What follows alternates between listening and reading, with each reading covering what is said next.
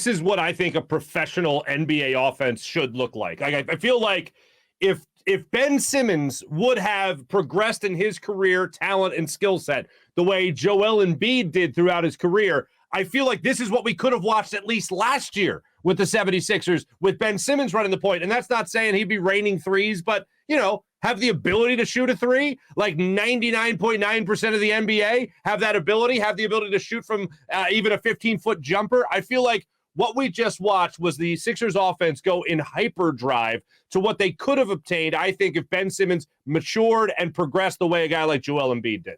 And it really puts it in perspective when you see this compared to what you had. And that's why whenever there's, hey, get rid of this Ben Simmons talk, no one cares, he's not here anymore. Where it does matter, because you're trying to relate what you're seeing now to Certainly. what some of the deficiencies were in the past. So just like when Wentz was out of town, did you study what he was doing with the Colts and looking at Jalen Hurts and thinking about the difference in this and that? Absolutely. When Brett Brown left and Doc Rivers came in, weren't you thinking about what Doc Rivers did differently than what Brett Brown did? So it makes sense to look at it from that perspective. And I love the way that you labeled it, because it's perfect. It's a professional style of offense that relates to playoff basketball. And that's why, I got a couple calls tonight, because we're recording this on Sunday night, and I got some calls right after the game. And some of the thoughts was, who cares? It was only the Knicks and only the Timberwolves. I'm going, really? Really? That's where we're at right now? And if you truly feel that way, one, did you want them to lose? And two, it's not about winning or losing these games. It's what does it look like? Mm-hmm. And does this translate to the most important times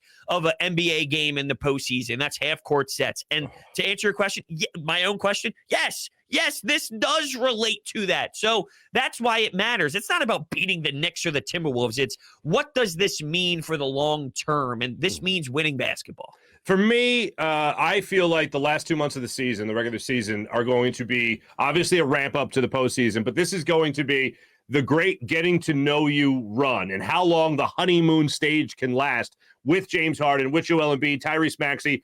I think Matisse Thybulle still plays for the team, but I can't confirm it, just sources.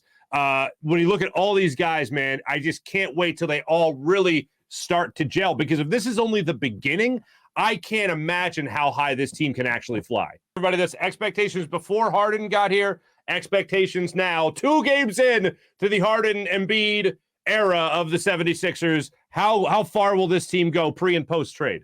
Not that this is a hot take by any means, but superstar talent wins in the NBA. And I honestly felt that Embiid was playing so insane that while it might have been a reach, you could have gotten the farthest you ever gotten, even with Ben Simmons, with Joel Embiid before you made the trade with James Harden, because superstars just will you as far as possible. Now, look, I mean, maybe they would have hit a wall in the second round again and got to the same exact point, but I wouldn't rule it out, because that's how great. Joel was the best player on the planet before the trade. He's still the best player on the planet now, but that's how great I thought he was playing, where I couldn't rule out, and maybe some of it had to do with, I'm not afraid of DeMar DeRozan, even though he's having a nice season, very nice season.